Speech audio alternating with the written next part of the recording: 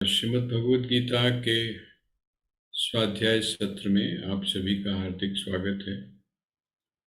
हम पहला जो सत्र था उसमें विचार कर रहे थे। बिटिया ने एक सवाल पूछा था कि एक स्थिति जिस समय आप निर्गुण निराकार से सगुण साकार की तरफ या सगुण साकार से निर्गुण निराकार की तरफ जब जाते हैं तो एक स्थिति ऐसी आती है जो जिसमें दोनों ही हमारे सामने होते हैं, अर्थात दोनों साधनाएं। बिल्कुल आप इसको ऐसे समझ सकते हैं, ये जो पॉइंट होता है ये ओवरलैपिंग का पॉइंट होता है, संगम की स्थिति होती है।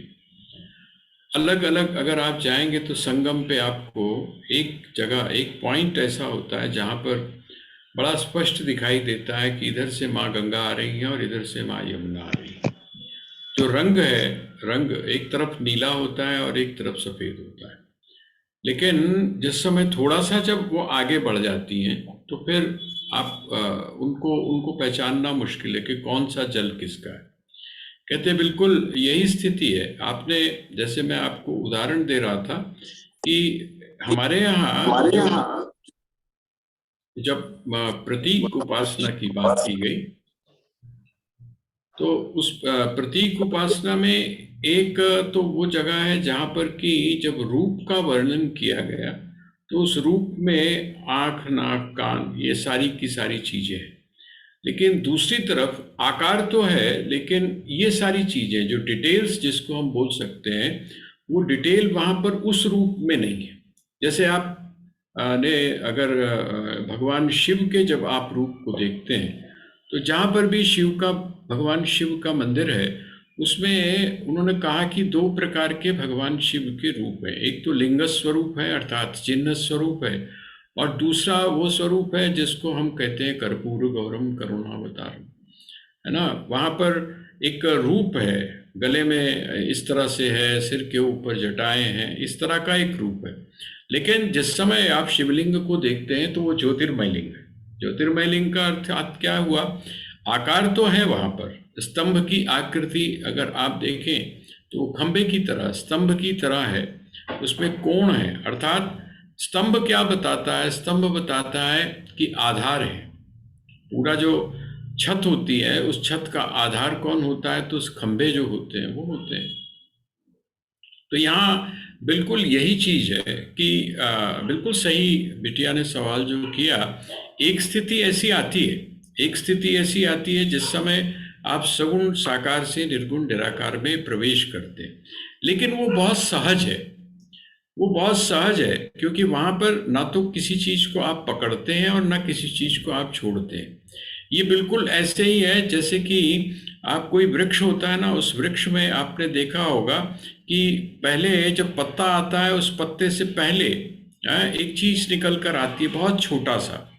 आपको लगता है कि नहीं अभी ये सूखा नहीं है, उस वो क्या चीज है, ना तो वो पत्ता है और ना वो शाखा है, ये बीच की स्थिति है। कहते हैं इसी प्रकार से ये साधना के अंदर एक चीज ये भी आती है। लेकिन यहाँ जो हम बात समझने का प्रयास कर रहे हैं इस श्लोक में, वो कहते हैं अत ऊर्ध्वम न संशय। ऐसा जो व्यक्ति है उसके ऊर्ध्व होने में किसी भी प्रकार का संशय नहीं।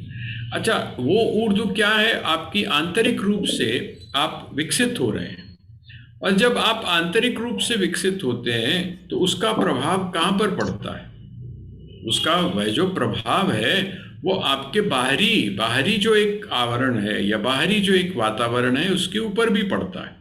यही कारण है कि आप देखेंगे कि जो महापुरुष होते हैं या जिस समय आप साधना में आगे की तरफ बढ़ना शुरू करते हैं तो वहां पर एक एक स्थिति कैसी आ जाती है, कहते हैं एक स्थिति ऐसी भी आ जाती है जहां आपने मुख से कोई बात कही और वो पूरी हो गई। आपने मुख से कोई बात कही और पूरी हो गई। कुछ ऐसा बाहर की तरफ घटना शुरू हो जाता है जो आपके लिए भी चमत्कारी है। आपको आपको आश्चर्य होता है। प्लीज म्यूट कर लीजिए, आवाज आ रही है। जिनका म्यूट नहीं है उनको निवेदन है कि आप अपने सेट्स को म्यूट कर लीजिए। बहुत सारे हमारा जो जीवन है उसमें बहुत सारी घटनाएं इस प्रकार की होती हैं जिन पे शुरू शुरू में हमको भी विश्वास नहीं होता कि ये कैसे हो रहा है। अगर हमने वहां पर उसकी उपेक्षा नहीं की तो हम वहां पर उलझ कर रह जाते हैं। वो जो चमत्कार है, वो चमत्कार जिसको आप चमत्कार हम लोग बोलते हैं, वो चमत्कार हमारे जो हमारी जो साधना है उसके ऊपर बहुत हावी हो जाता है। तो यहाँ ये जो चीज है, अत ऊर्ध्वम न संशय, वह जो व्यक्ति है उसकी ऊर्ध्व गति में किसी भी प्रकार का संशय नहीं है। वो उठता है, ऊपर की तरफ उठता है, उसकी जो गति है वो ऊपर की तरफ होती है। और निवसश, आप वो कहते हैं, लेकिन कब होती है उस स्थिति का वर्णन, जैसे भगवान ने कहा, तेषा महम समुद्धरता मृत्यु संसार सागरात भवामी न चिरात पार्थ मैया वेशित चेतसाम, जो मुझ में अपने चित्त को लगा देता है। अब वो जो चित्त शब्द है, आप समझते हैं, जो लोग वेदांत की परिभाषा को समझते हैं, तो चित्त का अर्थ क्या है? चित्त का अर्थ है जहां पर समस्त संस्कार जो हैं आपके हैं, वो जहां पर एकत्रित है, वो है आपका चित्त।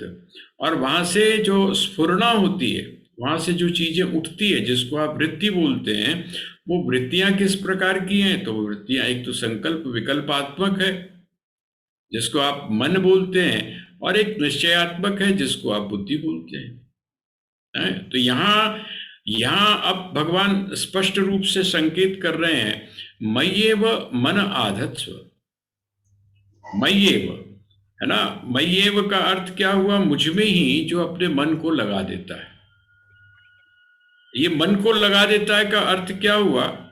कि जिसका संकल्प विकल्प भी मेरे साथ में जुड़ा हुआ है, जो हमेशा अगर चिंतन करता है, संशय विपर्य भी करता है, उसके मन में अगर संशय भी है तो किस चीज को लेकर है? वो मेरे बारे में विचार करता है परमात्मा है कैसा है, उसका स्वभाव कैसा है, उसकी प्रकृति कैसी है, मतलब उसके जितने भी प्रश्न होते हैं, उसके जितने भी संशय होते हैं, वो मेरे इर्द गिर्द होते हैं। उसको संसार से अब कोई लेना देना नहीं, वो मेरी खोज करता है, उसकी जिज्ञासा मेरे प्रति होती है, वो मुझको जानना चाहता है। मय्येव मन आधत्स्व, मुझ में ही जो क्या करता है? अपने बुद्धि को लगाता है ना। मय्येव मन आधत्स्व, जो मुझ में बुद्धि को लगाता है, इसका मतलब क्या हुआ? तू अपनी बुद्धि को मुझ में लगा। मय्येव मन आधत्स्व मयि बुद्धिम निवेशय, मेरे में ही क्या कर? तू अपनी बुद्धि को भी लगा। निश्चय जो है, जिसको निश्चयात्मिका वृत्ति अंतःकरण की बोलते हैं, वो क्या चीज है? तो कहते हैं वो बुद्धि है। इसका मतलब क्या हुआ? तो अपनी जो बुद्धि है उसको भी, मन और बुद्धि, इन दोनों को क्या कर? तो मुझ में लगा। मुझ में लगा का मतलब क्या है? इस मन का आधार भी कौन हो, मन का विषय भी कौन हो?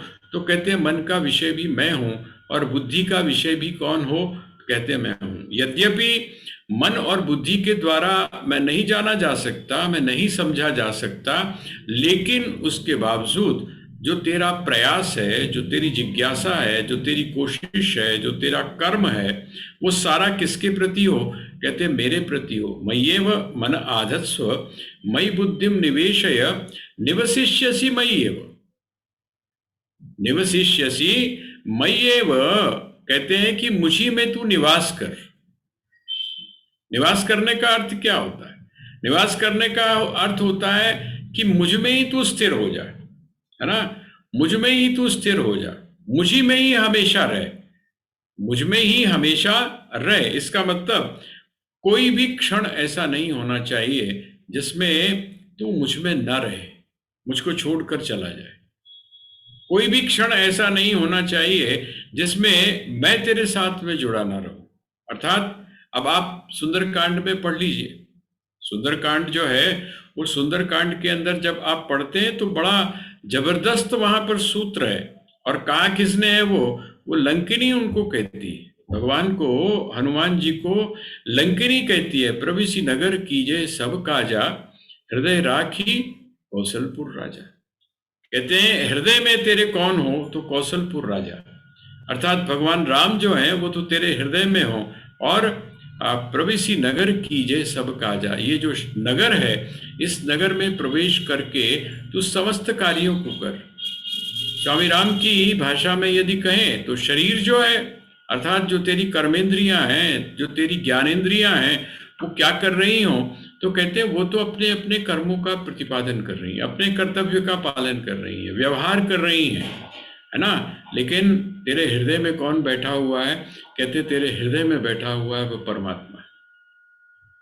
अब आप सोचकर देखिए, जब आपके हृदय में परमात्मा बैठा हुआ है तो वो जो भाव है, भाव क्षेत्र जो है, वो भाव जब आपके भीतर परमात्मा का है तो कर्म और आपकी क्रियाएं या आपका जो व्यवहार है, उस व्यवहार में भी कौन प्रकट होगा।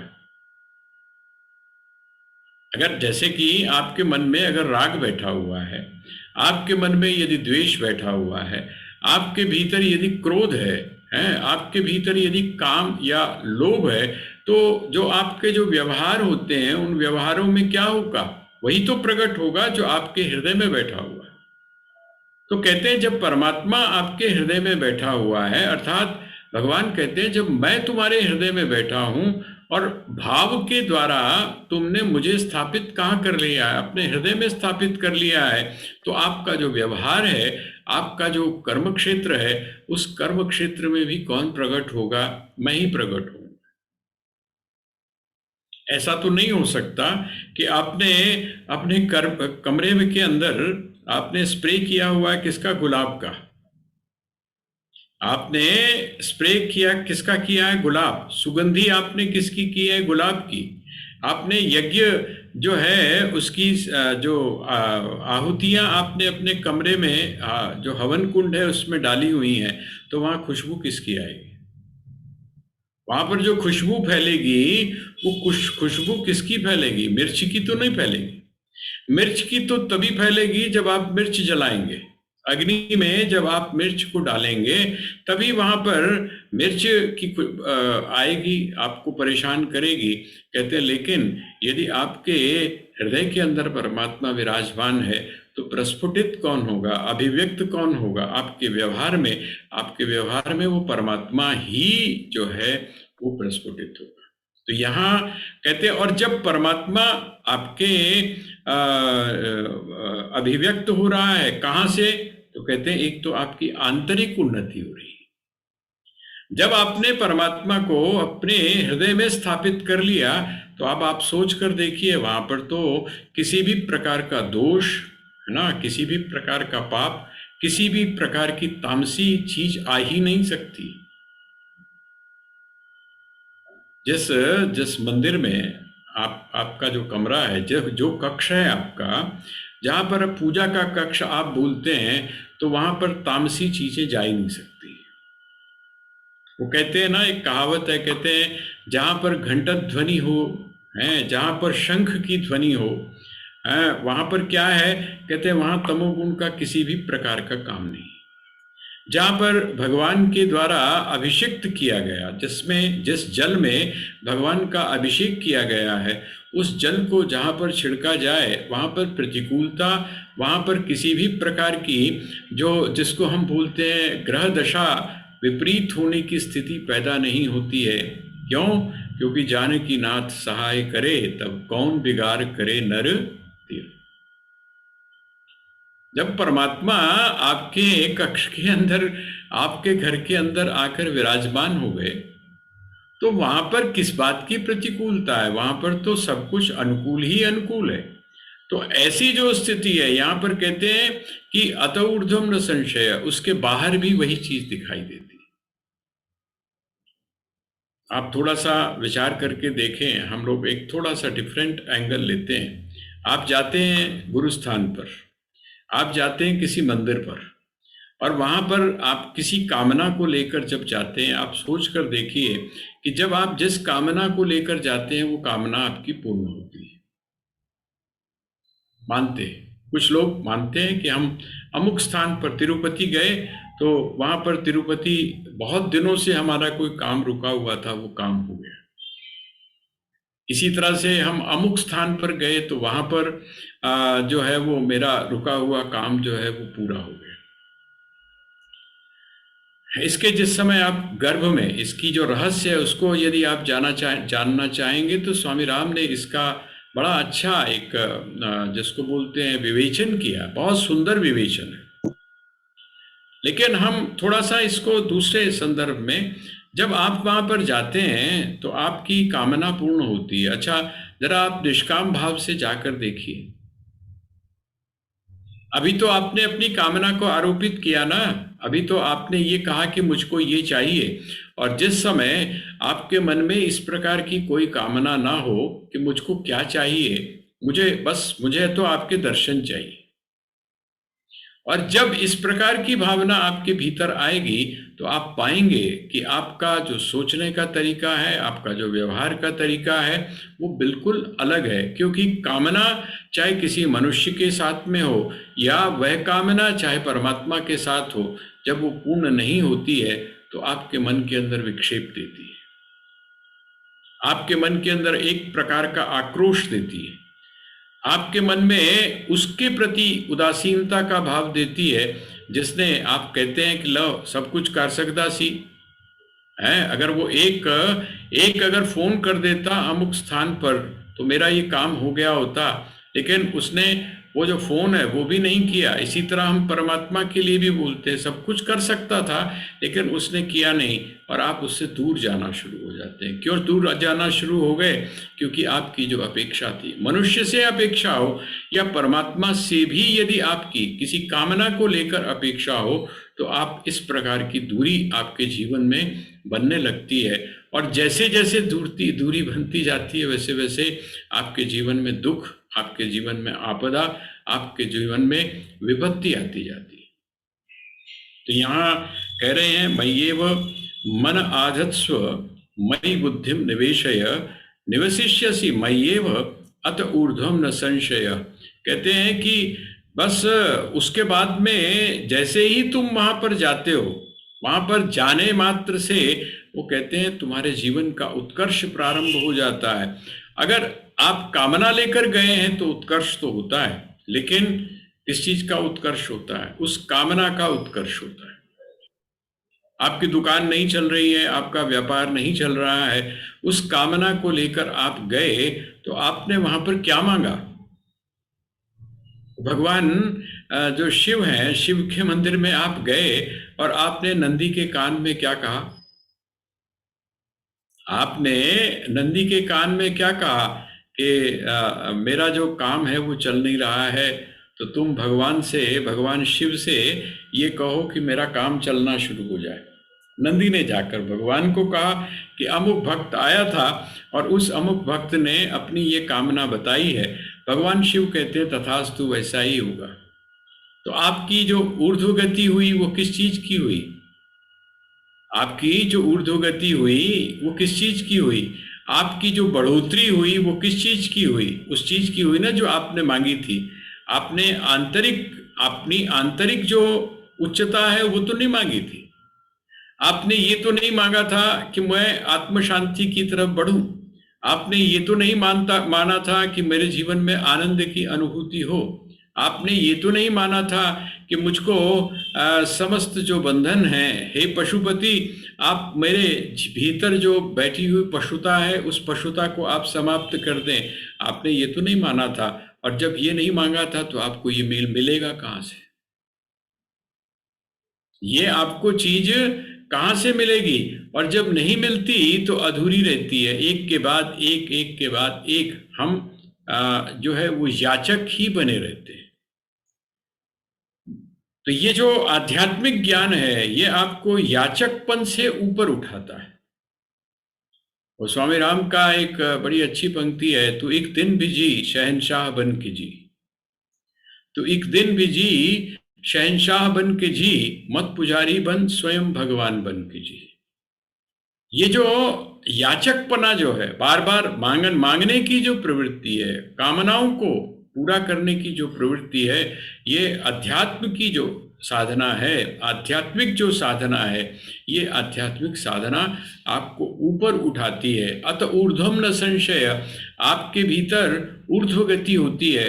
और जब ऊर्ध्व गति होती है तो बाहर का वातावरण भी उसके द्वारा प्रभावित होता है, वहां पर भी आप ऊर्ध्व गति को ही प्राप्त करते हैं। तो ये बात है। अब आते हैं कहते हैं कि चलो ये भी नहीं होता, भगवान ने इतने सारे विकल्प आपके सामने रख दिए हैं, आप बच नहीं सकते। आप जो है अगर सोचें भाई अगर आपने नहीं करना है तब तो बात अलग है, लेकिन आपके सामने इतने सारे विकल्प भगवान ने रखे हैं। वो कहते हैं अच्छा चलो ये कठिन है, निर्गुण निराकार की जो साधना है, उपासना है, ये कठिन है, तो क्या करो? कहते हैं सगुण साकार की कर लो।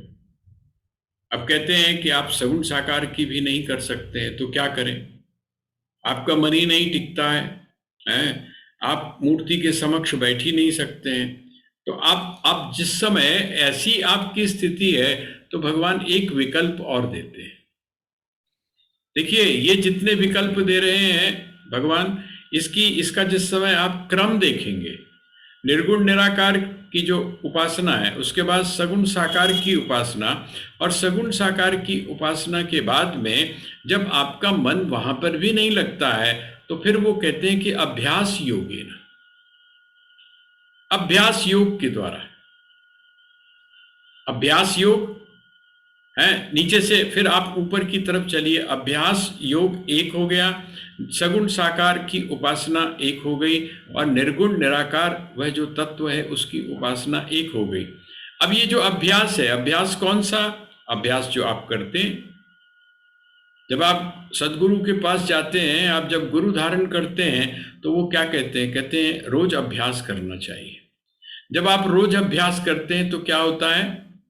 कहते बार बार अभ्यास करने से है जड़मति होत सुजान,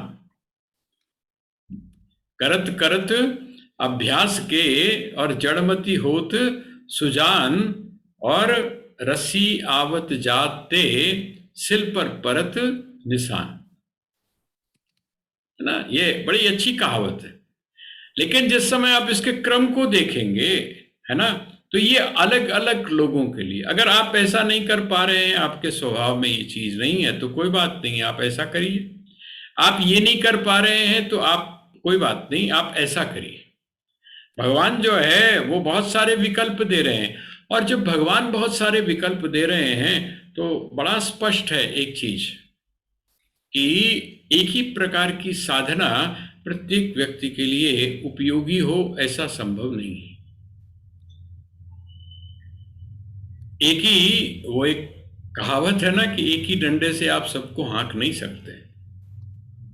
प्रत्येक जो व्यक्ति है, प्रत्येक व्यक्ति का कि अपना जो उसके भीतर का जो स्वभाव है, उसकी जो प्रकृति है, उसके जो गुण है वो अलग अलग है। इसका मतलब प्रत्येक के लिए अलग अलग साधना है, और जो भी साधक है या जो भी साधना है उसमें ये भी हम ध्यान रखें कि कोई छोटी नहीं है, कोई बड़ी नहीं।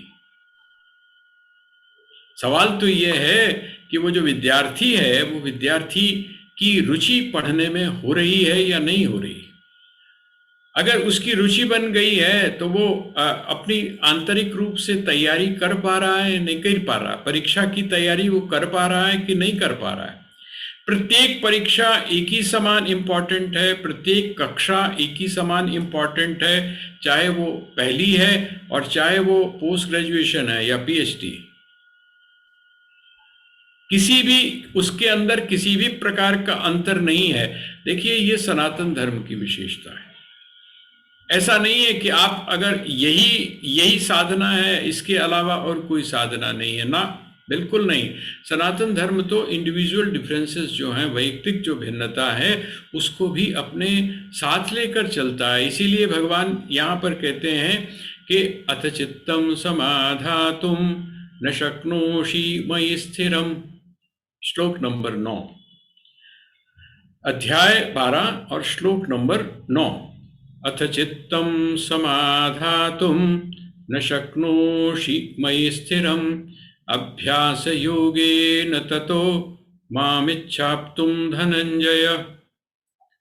कहते हैं कि तू एक काम कर, अगर तेरा मन मुझ में टिकता नहीं है, तेरा मन यदि मुझ में टिकता नहीं है, अभी टिक नहीं पा रहा है, तो निराश होने की कोई आवश्यकता नहीं। कहते क्यों निराश होने की आवश्यकता नहीं है? हे धनंजय, माम इच्छाप्तुम, मेरी मेरी जो है इच्छा कर, अपने भीतर वो जो तड़प है ना, अपने भीतर वो जो तड़प है मुझको प्राप्त करने की या मुझको जानने की, उसको बुझने मत देना।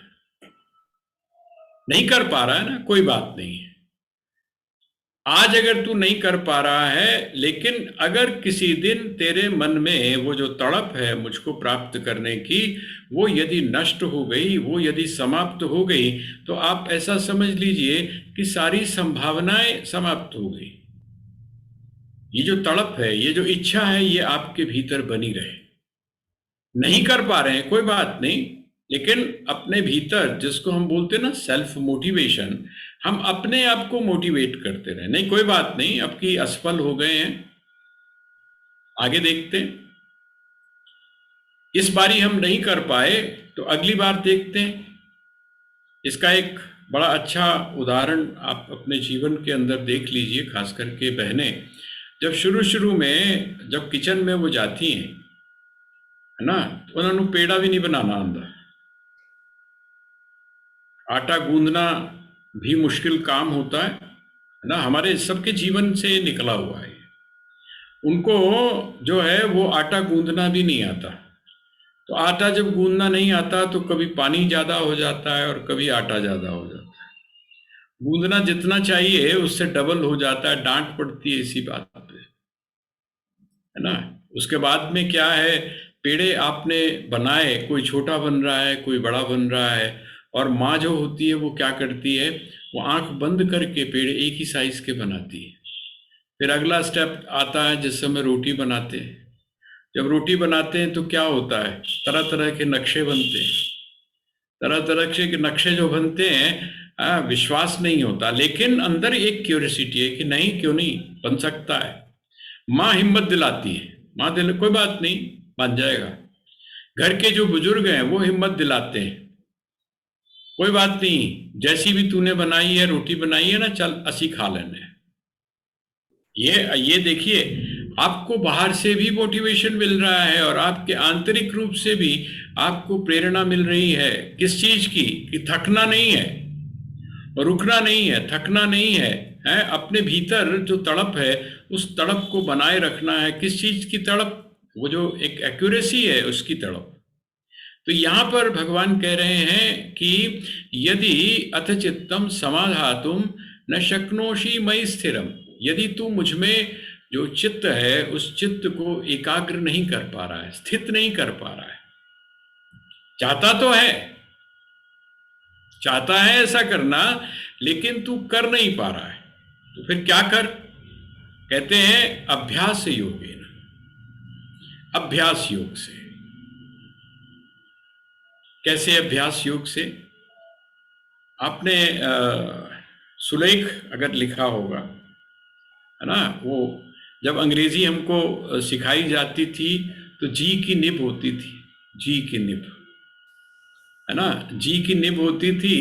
और जी की निब से प्रैक्टिस किस पे करवाई जाती थी, वो 4 लाइनों की, है ना, 4 जो लाइनें होती थी, 4 लाइनों के उसके ऊपर हमें प्रैक्टिस करवाई जाती थी। अगर आपने छोटा ए लिखना है तो वो बीच वाली जो 2 लाइन है उनसे ऊपर और नीचे की तरफ नहीं जाना चाहिए, कौन सा, ये सारी चीज़ें आपको क्या होता था, सिखाई जाती थी और उसके ऊपर पूरा ध्यान दिया जाता था। हिंदी की जो हैंड राइटिंग है उसके ऊपर पूरा ध्यान दिया जाता था। इतनी इतनी तख्तियाँ, है ना। अब तो मैं देखता हूँ किताबें जो है, बच्चे पन्ना वो बनाना है, हवाई जहाज बनाना है तो फाड़ा उसको और भेज दिया। तख्ती कहाँ से फाड़ते, सबसे अच्छा तरीका था तख्ती के ऊपर वो जो लगा के, है ना, वो एक पूरा बड़ा मजेदार प्रोसेस था, खेल खेल का प्रोसेस था। उसके बाद में क्या करना, उसके ऊपर उसको गाछनी शायद होती थी, गाछनी लगा के और बाहर खड़े होके लाइन से, और फिर गाने भी गाए जाते थे और वो जो तख्ती थी वो सुखाई भी जाती थी, है ना। पता नहीं, अब तो मुझे ध्यान नहीं है, वो गीत जो है वो बारी बारी से गीत है, वो खेल खेल भी होता था और उसके बाद में तख्ती भी सुखाई जाती थी। और उस तख्ती के ऊपर फिर आप कलम से, मुझे अभी तक याद है, सरकंडा होता है एक, ये जिसको सरपत भी बोलते हैं और सरकंडा भी बोलते हैं, उसके हमने उसमें घुस जाना, जबकि पता होता था, डराया गया था हम लोगों को कि भाई इसका जो झाड़ होता है उसमें सांप रहता है ना। खास करके उस समय जब वो अपने ऊपर से केचुली को निकालने लगता है, क्योंकि उसके जो पत्ते होते हैं कांटे वाले होते हैं, उसमें फंसा के अपने आप को निकालता है। तो हम लोग डराया जाता था, लेकिन कोई बात नहीं, कौन परवाह करता है। तो जाते थे चक्कू लेके और वो काट कर लेके आते थे, पर उसके बाद में उसकी कलम बनाई जाती थी। अच्छा, वो कलम की बात क्या थी, किसने उसका आविष्कार किया होगा? क्योंकि जब वो कलम बनाई जाती थी तो उसके अंदर जो एक उसका गूदा होता था, सूखने के बाद में वो ऐसे हो जाता था, जो स्याही को सोख लेता था।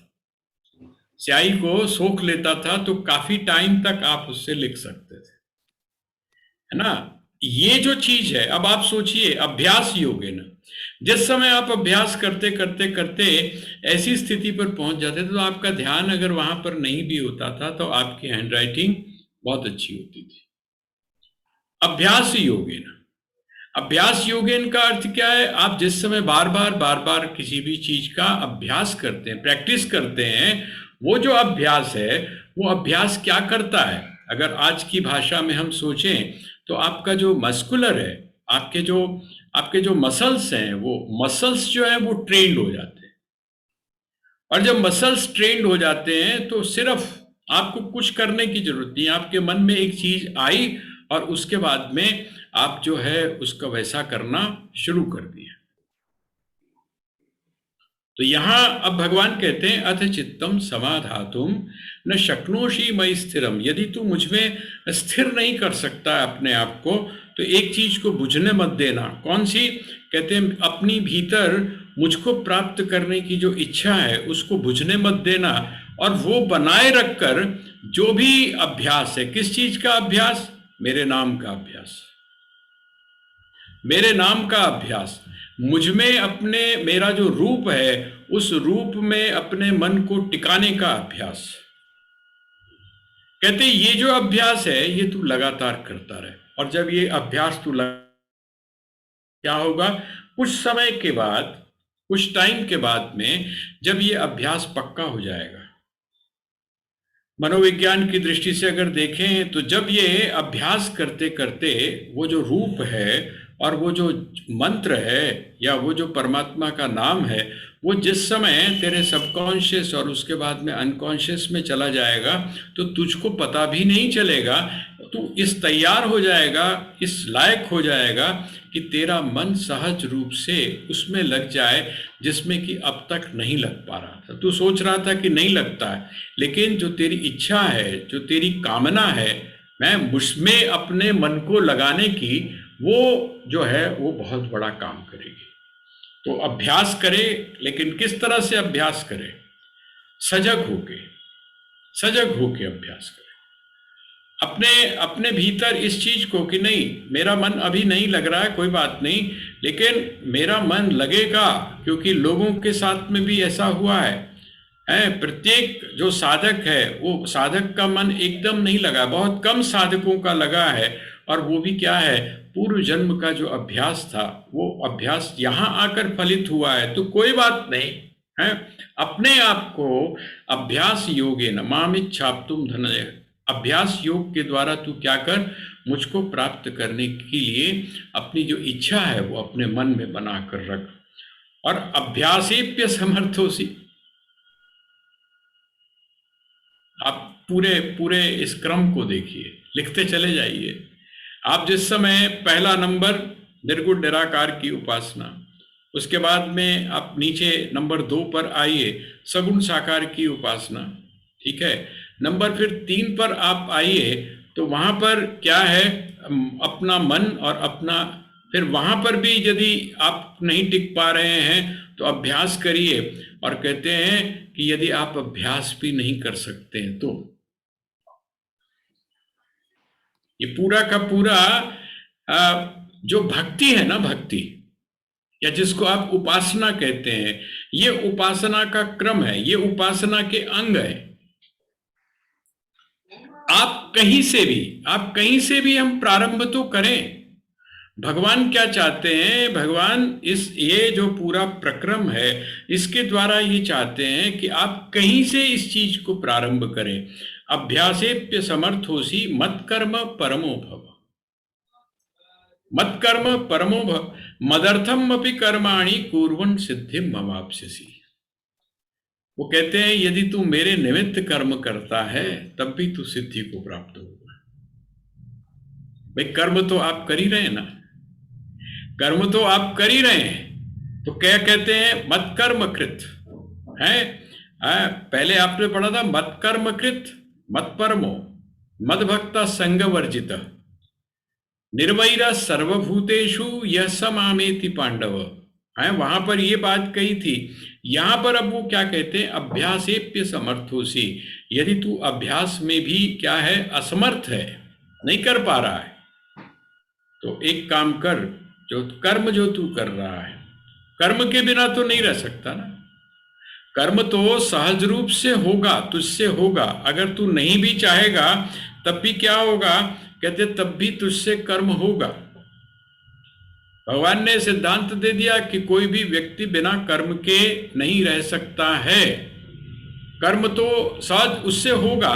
कहते हैं बस एक काम कर दे कि क्या कर तू? मदर्थम अपि कर्माणि कुर्वन् सिद्धिं मवाप्स्यसि।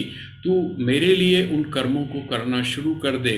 इसका मतलब वहां पर ढूंढ किसको? वो जो कर्म है उस कर्म के फल के रूप में किसको ढूंढ? तो कहते मुझको ढूंढ। एक एक एक उपन्यास था, उसका नाम था सिद्धार्थ। बहुत अच्छा, हेरमन हेस का लिखा हुआ था, जर्मनी का। उसके बाद में उसका अंग्रेजी में ट्रांसलेट हुआ और फिर हिंदी में भी ट्रांसलेट हुआ। तो उसमें एक बात बड़ी अच्छी आई थी। उसमें जो एक जो मेन उसका कैरेक्टर है, वो उस कैरेक्टर को एक दूसरा व्यक्ति समझाता है जो सामान्य रूप से नाविक है तो सिद्ध पुरुष, लेकिन अपने जीवन की चर्या चलाने के लिए वो क्या करता है? नाव जो है, नाव चलाता है। एक नदी है, उस नदी में इधर से उधर पार ले जाने के लिए उसने नाव रखी हुई है, और उस नाव को चलाता हुआ वहां से जो अर्जित होता है, जो उसको मिलता है, उसी से अपना काम वो करता है। और वो जो उसका हीरो है जिसका नाम सिद्धार्थ है, वो जब उसको मिलता है तो वो कहता है कि मुझको कैसे प्राप्त करूं मैं उसको? उसने कहा किस प्राप्त करने के लिए कोई ज़रूरत नहीं। कहते क्या कर? कहते हैं तू नाव चला। और जब वो नाव चलाता है तो उसको कहता है कि चप्पू कुछ कहता है, इस चप्पू से जो कुछ कहता है जिस समय ये जल में जाता है तो तू सिर्फ उसको गौर से सुन। और आश्चर्य की बात यह है कि वो जो चप्पू की आवाज़ है और चप्पू का जो उस पानी के साथ टकराना है, और उसके बाद जिस समय चप्पू को चलाया जाता है उससे जो उठने वाली ध्वनि है, उस ध्वनि को सुनते सुनते ही वह जो व्यक्ति है वो क्या हो जाता है? वो परम तत्व की अनुभूति कर जाता है। इसका अर्थ क्या हुआ? आप अपने समस्त कर्मों को जिस समय परमात्मा के साथ जोड़ देते हैं, जो भी आप कर रहे हैं, यहाँ तक कि आज जिस समय भक्तों की जीवनी को आप देखते हैं तो वहाँ आपने सदना की बात सुनी होगी, सदना की बात। वहाँ आपने संत रविदास जी की बात सुनी होगी, वहाँ पर आपने कबीर साहब की बात सुनी होगी। वो जिन कर्मों को कर रहे हैं, वो कर्म यदि सिर्फ बाहर से देखे जाएं तो वो कर्म कुछ और तरह के हैं, लेकिन वो कर्म भी श्रेष्ठता को प्राप्त कब होते हैं? वो कर्म भी साधना कब बन जाते हैं? जब उनके साथ में वह परमात्मा जुड़ जाता है, अर्थात भगवान जब जुड़ जाते हैं तब वो आश्चर्यमय चीज हो जाती है।